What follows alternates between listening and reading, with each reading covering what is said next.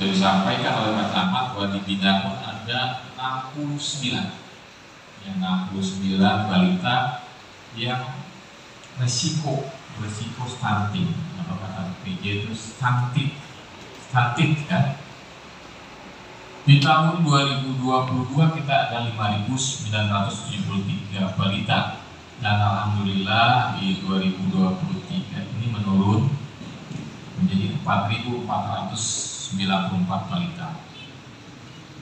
Di tahun 2023 ini, terima kasih Pak Lurah, Pak Kades, Pak Camat yang sudah melaksanakan penanganan stunting ya. Walaupun dananya mungkin belum ya, besok cair, walaupun dananya belum, tapi sudah jalan. Ini luar biasa Pak Lurah, tepuk tangan dulu Pak Lurah ya. Sudah biasa utang lah ya, kebudangan ya, biasa. Dan alhamdulillah, terima kasih Pak Lurah. Dan kemarin sudah dilakukan pengukuran lagi. Ada perubahan? Alhamdulillah. Apa bapak ibunya yang berubah gitu? Alhamdulillah ada ya. Alhamdulillah, mudah-mudahan sasaran kita ini bisa pemberian makanan tambahan bisa, termasuk juga pemberian susu buat ibu hamil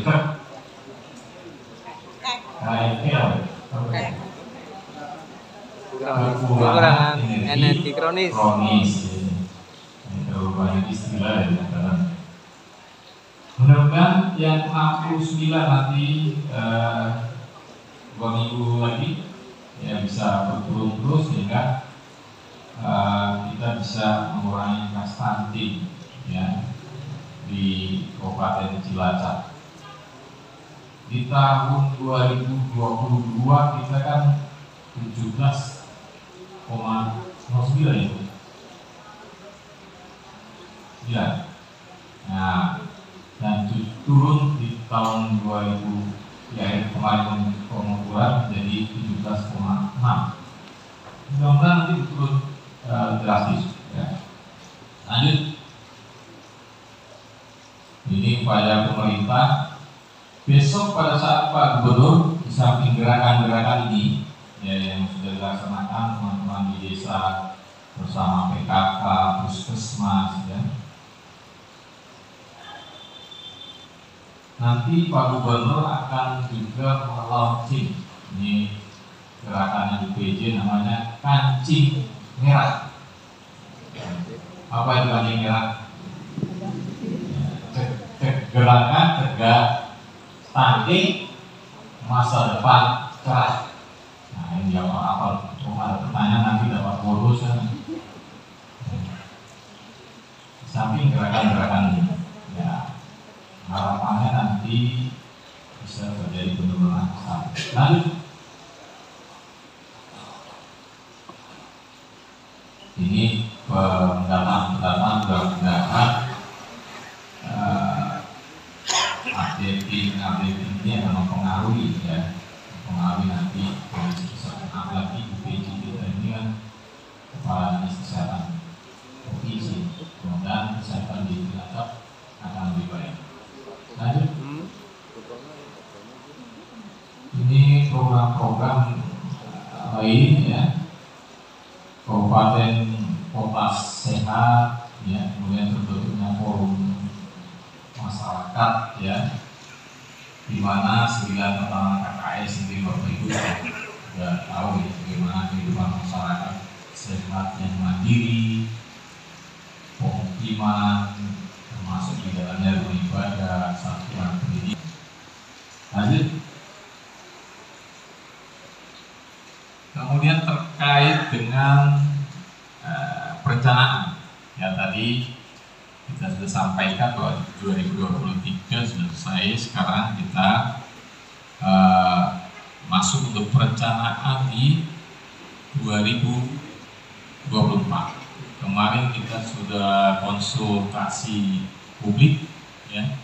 Ini sudah keluar mulai dari desa, UPD, SKP ini nanti masuk di dalam perencanaan, baik itu usulan melalui POKIR ataupun kegiatan dari pusat, dari provinsi harus masuk di dalam rencana, ya. Jadi bisa Pak Kadis mengecek, ya, apabila rencana itu sudah masuk. Lanjut, ini strategis dari ekonomi dan lanjut. Ini kebijakan pembangunan Kabupaten Cilacap, ya, sehingga dengan kebijakan ini kita bisa merencanakan prioritas yang di tahun 2023-2024 seperti apa. Lanjut.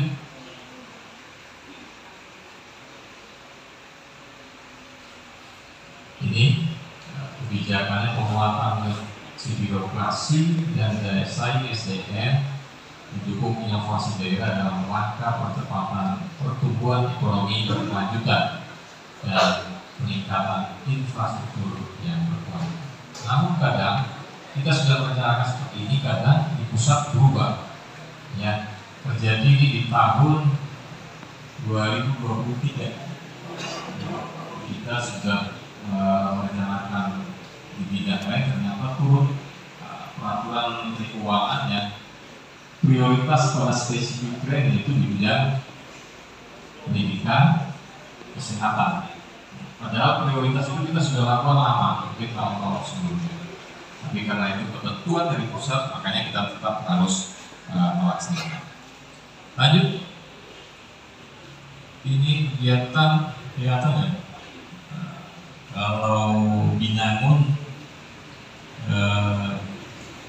ada 93 pekerjaan dengan pagu 13,7 miliar, dari APBD 11 miliar, dari DAP 2,6, dan dari bantuan keuangan 40 juta, ya. Itu untuk Binangun. Lanjut. Tadi penanganan kemiskinan sudah disampaikan, ya. Mudah-mudahan angka kemiskinan yang 37 termasuk 37 desa miskin ekstrim, termasuk 73, ya, desa miskin, ya, yang semua didata dari provinsi. Kemudian kemarin ada verifikasi juga dari desa, mudah-mudahan nanti akan berkurang. Minimal kita melampaui angka dari provinsi atau angka nasional. Lanjut. Ini untuk kemiskinan ekstrim 37 termasuk Binangun baru satu. Cuma satu, mudah-mudahan nanti bisa teratasi, ya. Lanjut. Kemudian terkait dengan ASN, pengembangan ASN, ada tantangan dalam pengembangan kompetensi ASN. Yang pertama, dukungan pimpinan ASN dan jajaran yang sangat berpengaruh. Jadi kita semua sebagai pimpinan mempunyai peranan yang sangat luar biasa untuk menggerakkan, ya, organisasi kita masing-masing. Kemudian pengembangan kompetensi dituntut mampu memberikan manfaat nyata, ya. Kemudian yang ketiga, pelaksanaan dalam ASN menciptakan perubahan paradigma dan penyelenggaraan pengembangan kompetensi perlu dilakukan secara terintegrasi dan efisien. Oleh karena itu kita sekarang sedang menyusun, ya, pergub yang terkait dengan pengembangan ASN, termasuk nanti bagaimana pola mutasi, pola promosi, pola karir nanti berpedoman kepada peraturan bupati yang sedang disusun Bapti, ya.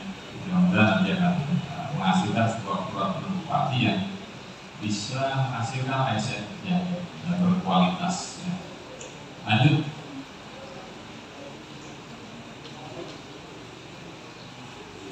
Pengembangan potensi ini bisa melalui pendidikan, ya, pelatihan, dan pengembangan kompetensi lainnya.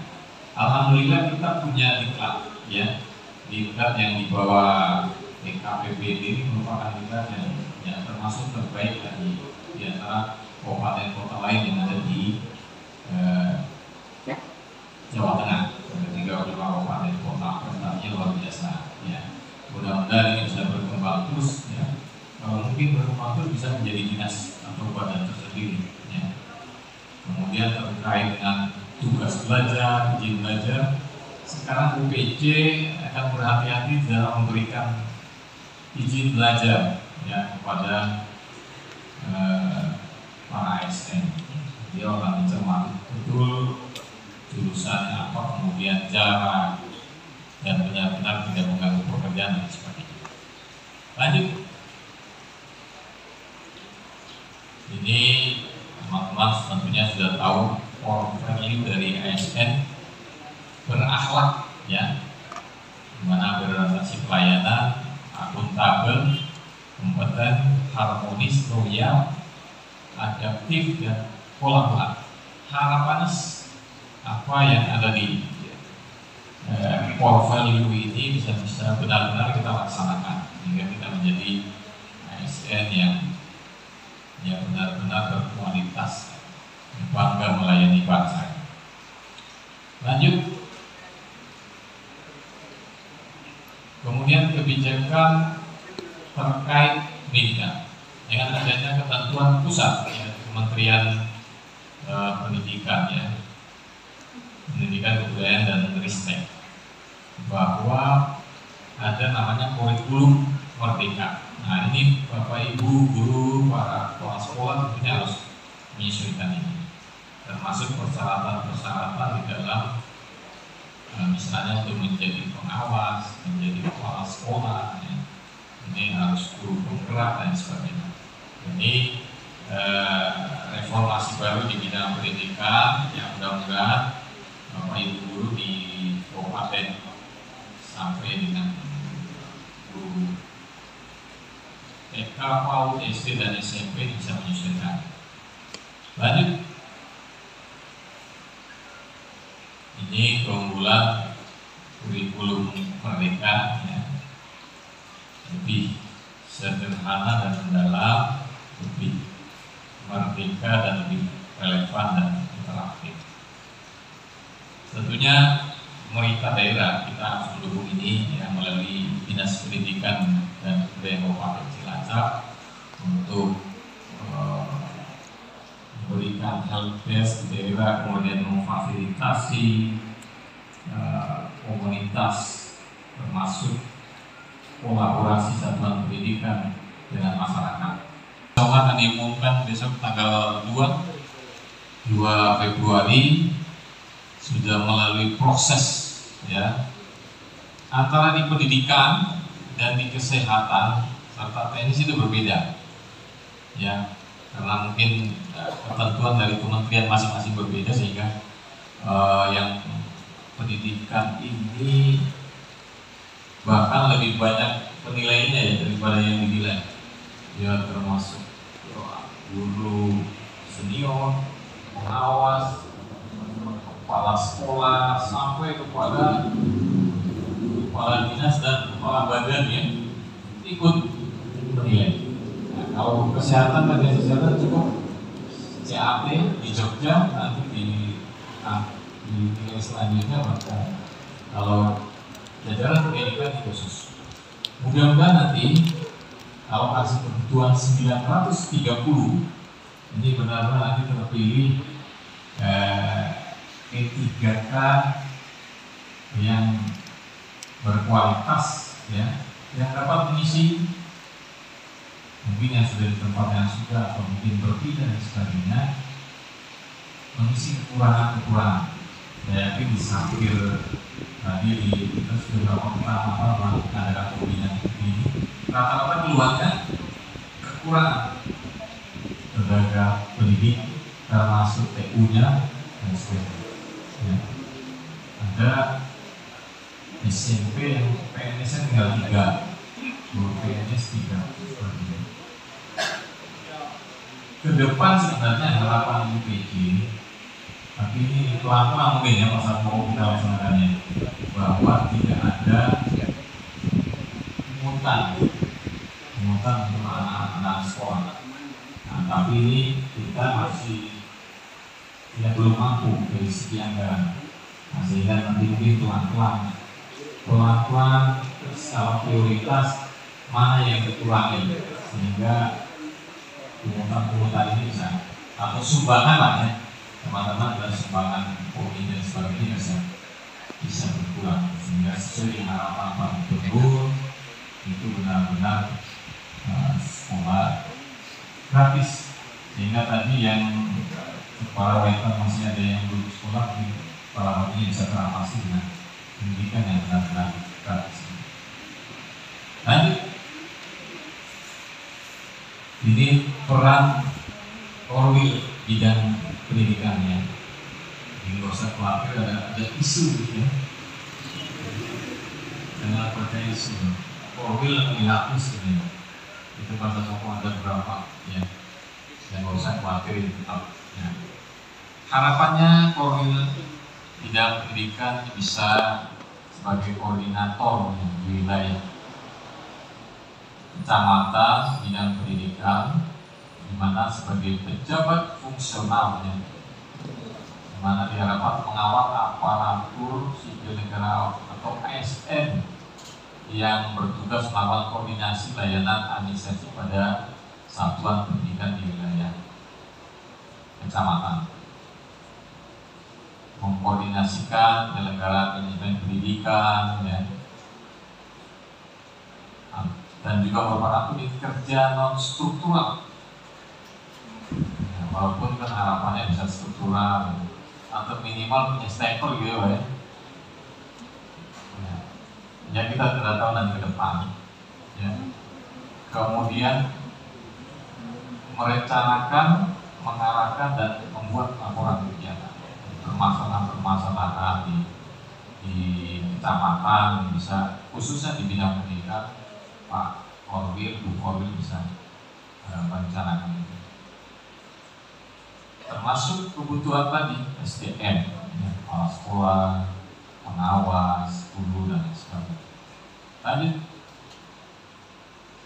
Kemudian terkait dengan pemerintah desa, Pak Kades, ya.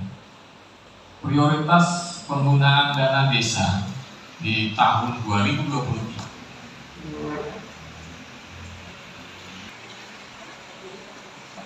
Prioritas yang pertama program pemulihan ekonomi, ya. Yang kedua adalah operasional pemerintah desa. Yang ketiga program ketahanan pangan dan hewani. Yang keempat program sektor prioritas di desa. Di mana penentuan pagu masing-masing, ya, alokasi dasar dibagi dalam 7 klaster berdasarkan jumlah penduduk. Alokasi afirmasi di bagian pada desa yang tertinggal dan sangat tertinggal. Kalau itu acap kan sudah ya. Kemudian alokasi kinerja diberikan dengan kinerja terbaik dengan tujuan bukan desa penerima afirmasi. Mungkin kalau ada yang juara lomba-lomba dari prestasi maksudnya. Alokasi formula dihitung berdasarkan jumlah penduduk, angka kemiskinan, luas wilayah dan indikasi. Itu tentang penggunaan dana desa. Lanjut. Pagu dana desa di tahun 2023 itu sebesar 321,8 miliar, ya, dimana tahapan-tahapannya untuk pagu dana desa untuk membangun BRT dana desa dan pagu dana desa untuk BRT dana desa. Nah, untuk non BLT untuk desa reguler nanti ada 3 tahap pencairan. Nah, pertama 40, kedua 40, ketiga 20%. Sedangkan desa mandiri cukup 2 tahap, yaitu 60% dan 40%. Dari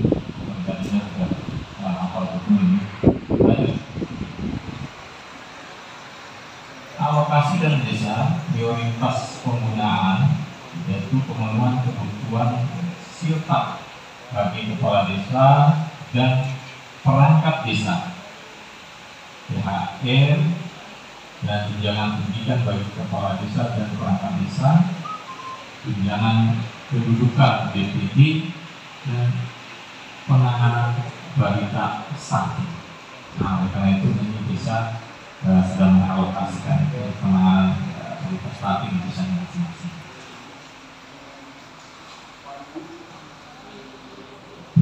Pagu alokasi dana desa tahun 2023 sebesar 159,2 miliar, di mana untuk siltap dan sebagainya tadi sebesar 155,9 miliar dan sisanya pemberian makanan balita stunting 3,2 miliar. Lanjut. Kemudian penyaluran dana desa tentunya ya setiap bulan ya. Camat melakukan pengujian dan verifikasi kelengkapan dokumen atau berkas penyaluran alokasi dana desa secara teknis, kemudian menyampaikan kepada bupati, dinas pemberdayaan masyarakat masyarakat kabupaten. Tampilannya seperti yang ada di tampilan ini.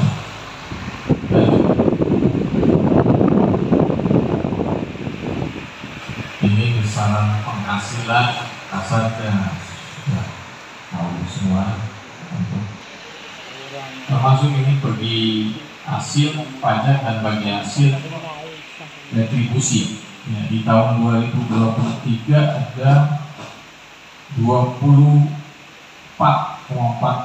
miliar, di mana 2 miliar bagi hasil retribusi dan 22 miliar bagi hasil pajak. Untuk penyalurannya 2 semester ya, dan camat tentunya melakukan sama penelitian dan verifikasi kelengkapan dokumen dan lampiran-lampiran dokumen yang tentunya termasuk berita acara verifikasi dan lain sebagainya. Lanjut, ini bantuan khusus yang bertujuan untuk peningkatan pembangunan di desa, gotong royongan dan pengentasan kemiskinan. Ya.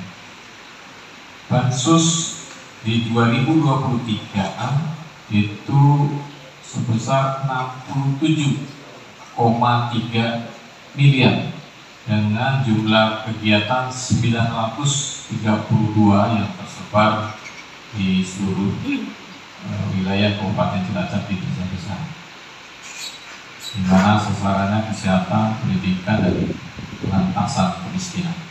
Lanjut.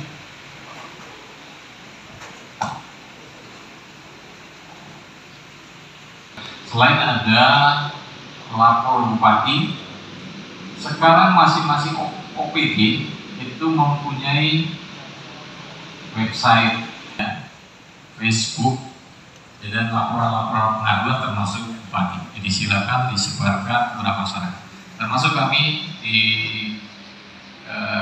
Sekda juga membuat aplikasi Lada atau lapor Sekda, yang itu dengan berbasis WA, nomornya 0815 4257 7779.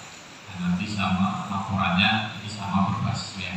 Silakan ada permasalahan-permasalahan, usulan dan sebagainya bisa disampaikan. Nanti akan kami teruskan ke masing-masing OPD yang terkait dengan pengaduan-pengaduan tersebut.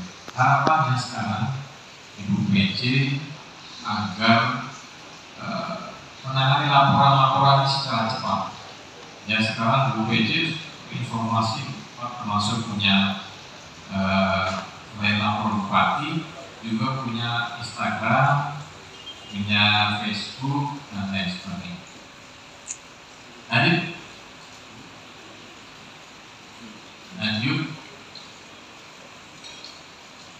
Itu mungkin beberapa hal yang perlu kami sampaikan, dan selanjutnya kami berikan kesempatan kepada Bapak Ibu semuanya